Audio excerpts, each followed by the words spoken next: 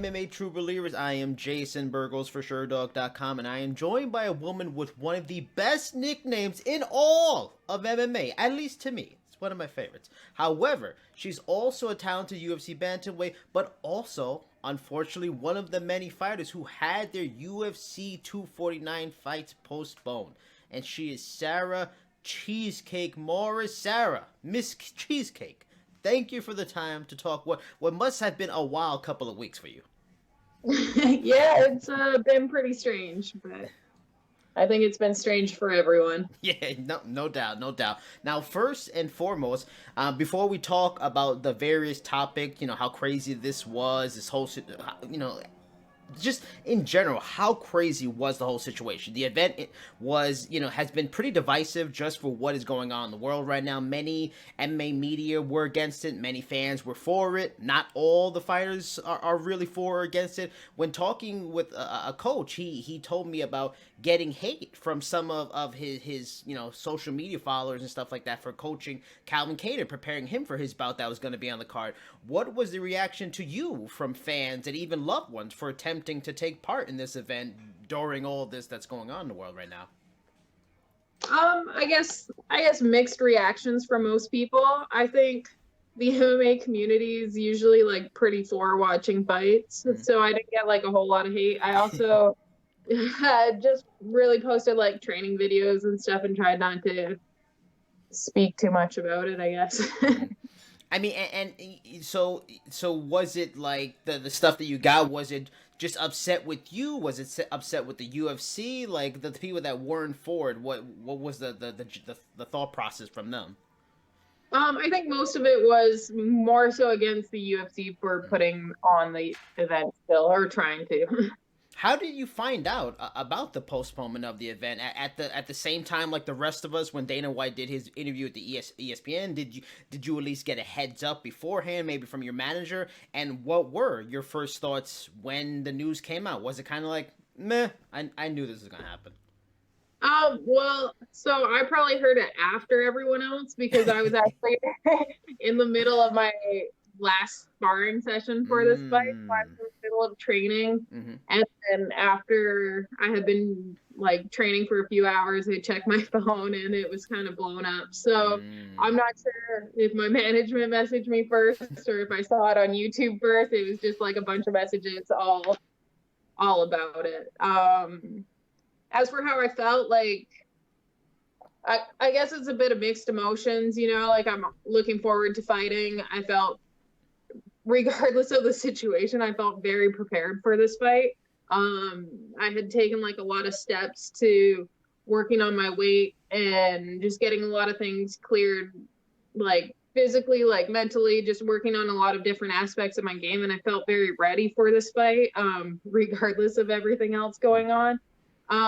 But at the same time, it's hard to look at the world in the state that it's in and expect to go through. So, I was hoping to get a fight once it's safe. But like I'm a fighter, so I'm gonna keep training regardless of whether I have a fight or not. It keeps me a little sane. So, I just tried to focus on getting better, and regardless of the fight happening or not, just tried to improve. And I'm glad you brought up the training and the weight cut stuff, because I was planning to ask about that, because I've asked a few people, gotten different perspectives. Like when I talked to the coach, Tyson Chartier, and I talked to Billy Quarantello recently, and for Tyson, working with Calvin, he felt that he was getting pretty close to what he got in terms of training. And I wondered about sparring partners, because some fighters need a lot of sparring. Billy told me he wasn't getting the kind of sparring, so he wasn't happy with the training he was getting. For you, you said you felt pretty good for this fight. Was the deviation going from the normal things because of gyms not being open? Was it not too bad for you? Why did you feel pretty good going into this fight, despite this is an unusual situation for a high level athlete and fighter to train under? I guess like for me, I really took charge this camp. I tried to be my own boss a bit more rather than listening to everyone else. I mean, like, of course, I'm listening to my coaches and good advice, but I also was putting my thoughts first. So a lot of this camp was how I wanted it to be ran rather than how other people thought it should be ran. And Okay. I just felt really good with it all. I found out about this fight in January, so I had been Mm, working towards it for a while, not just the last few weeks. right. So by the time I finally like started my camp, I was already in shape. I was already Mm, like better than I was by the time I fought the last time. So I mm, felt like just in great shape and great, like I had, I don't know, like I worked on everything. I worked on my diet, I worked on my mental state, I worked on improving my stand up. So a lot of it was, I was starting my camp at a lot better place than where I normally do. mm. Now talk to me about the weight cut, because when I talked to Billy Quarantello a couple of days ago, he talked about like his options in terms like he often liked to use a sauna and certain things like that for when he was going through his process. Now he was still a week after you guys, and he was 4 pounds off from where he wanted to be, which made him concerned about it. And then also adding to the fact weight cutting can compromise the immune system because of what you're putting the body, the organs through. One, where were you in terms of your weight cut? Did you feel real good you were at where you needed to go? And also, were you at all concerned about having to go out, maybe exposing yourself to the virus and those kind of things when your body isn't as healthy as it should be because you're weight cutting? Yeah, I mean, like that definitely was a concern, but at the same time, I think partly because I missed weight last time and I was taking Mm. advice and I just should have just, stuck with my guns and listened to myself a bit more because I do know what I'm talking about a lot of the time. Uh, I do have the experience. So, Mm.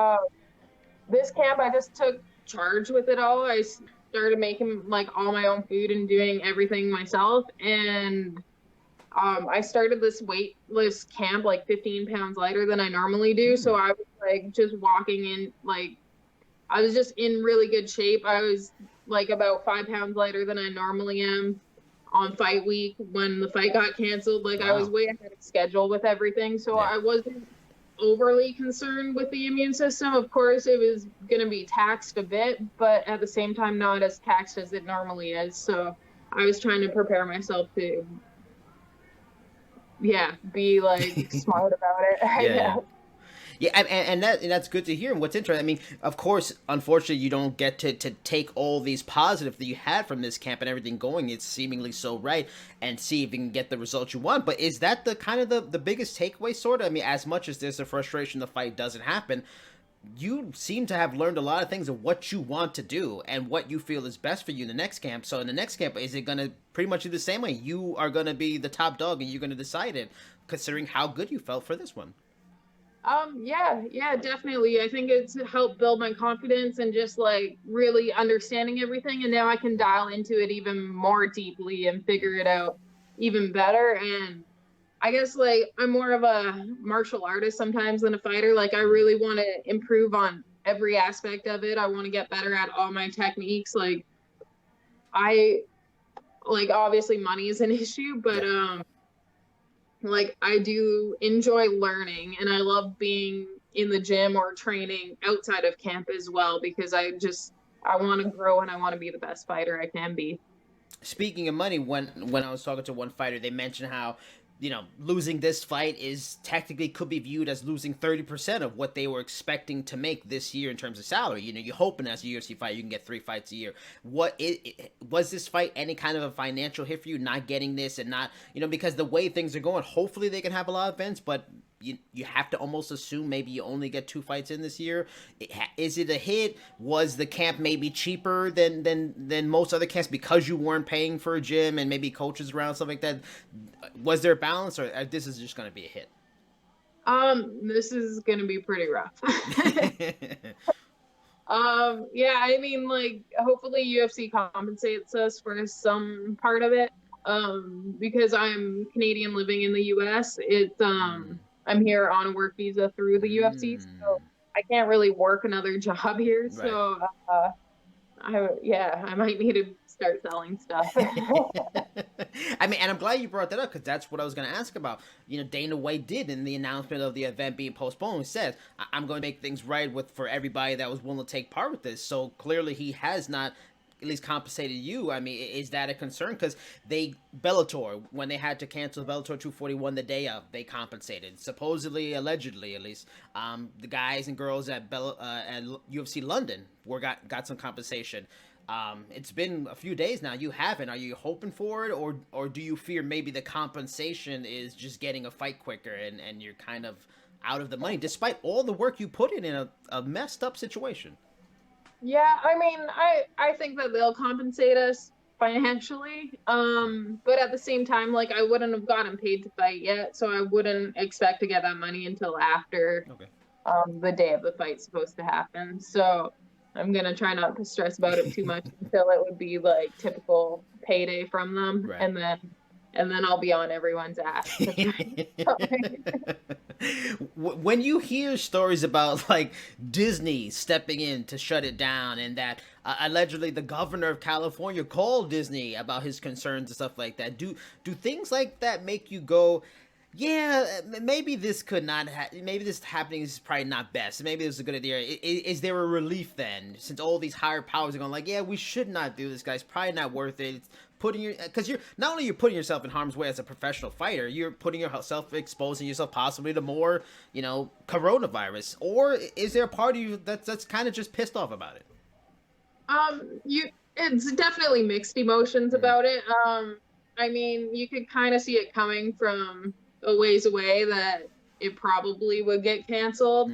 I know Dana is pretty badass and able to do a lot of things. Yeah.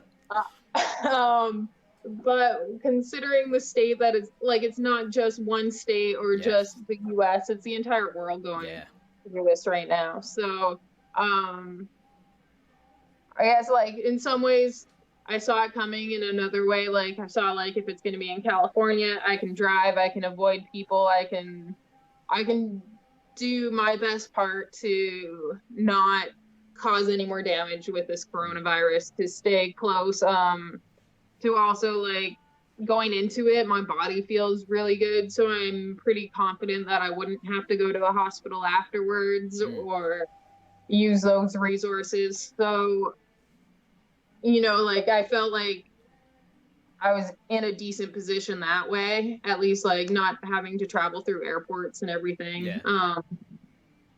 But yeah, I mean, like preparing for a fight and having it fall through always sucks.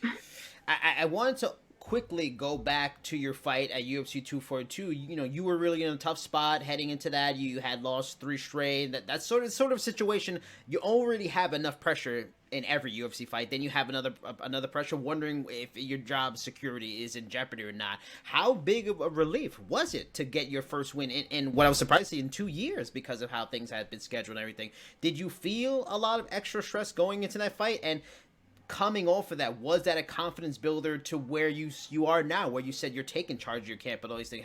Has it been like a step, like stairs of more confidence building since that, getting that back in the win column that time?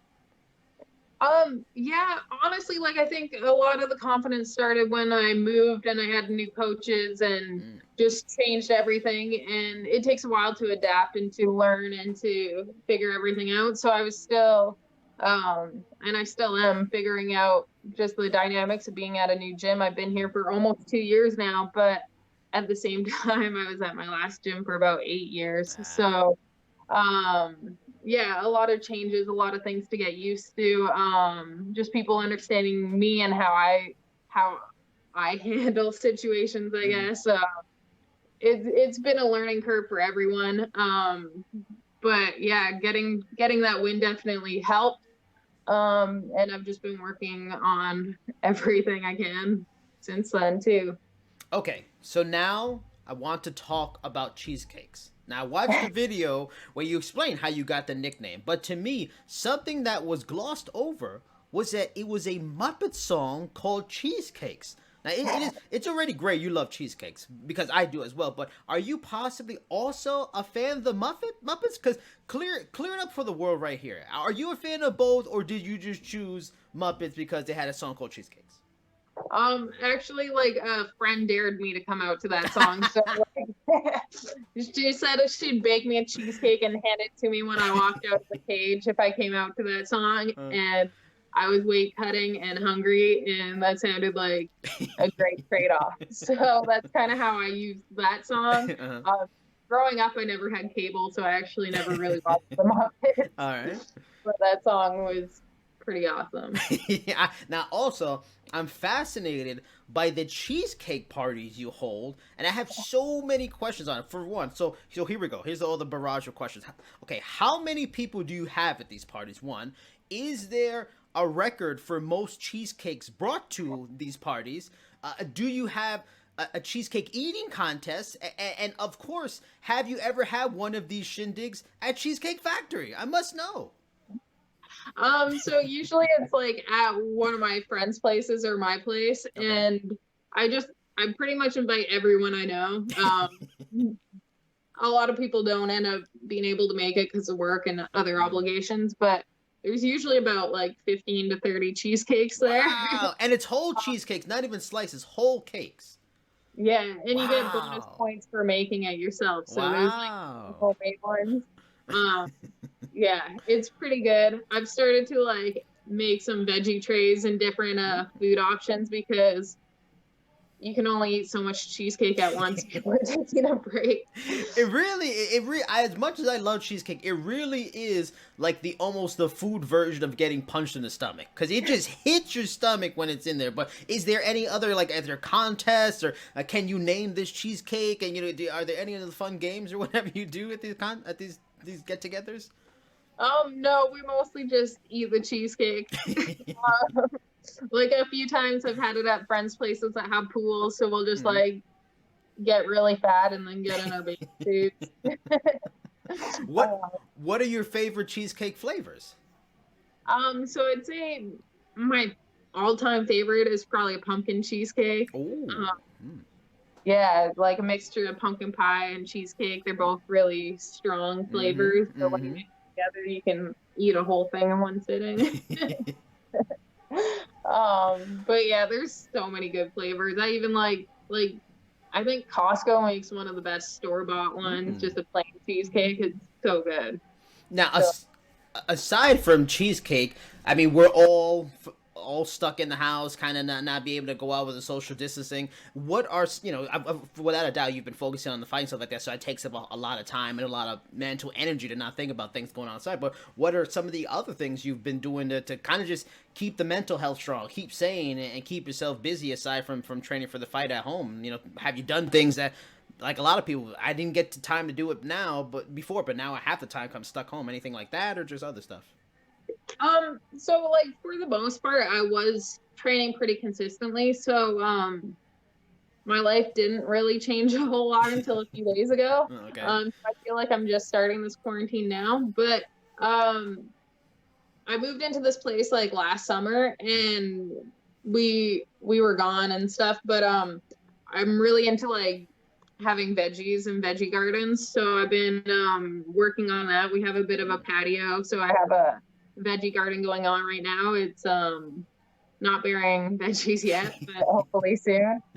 So I've been doing like a lot of time out there and just like going for walks and running and being outside away from people. Is there a part of you that since you're away, you don't have the fight to focus on and take up so much of your time? Is there a part that's almost worried, like, now I've got to confront all this kind of stuff going on outside, and I can't focus? Like, you're like, God, okay, I have these few things, but really I gotta have to come up with a lot more things. This is gonna be tough now. I don't think so. I think one thing I want to work on is figuring out how to do my own taxes, so I don't have someone else to do it. And now that we Okay. got extended deadline for that, I can Mm-hmm. try to do that with my time, get a new skill that way. Um, but yeah, I think like I live with my boyfriend, and he also trains, and it was one of my main training partners. So I do have a training partner at home, so it makes it a lot easier than most people.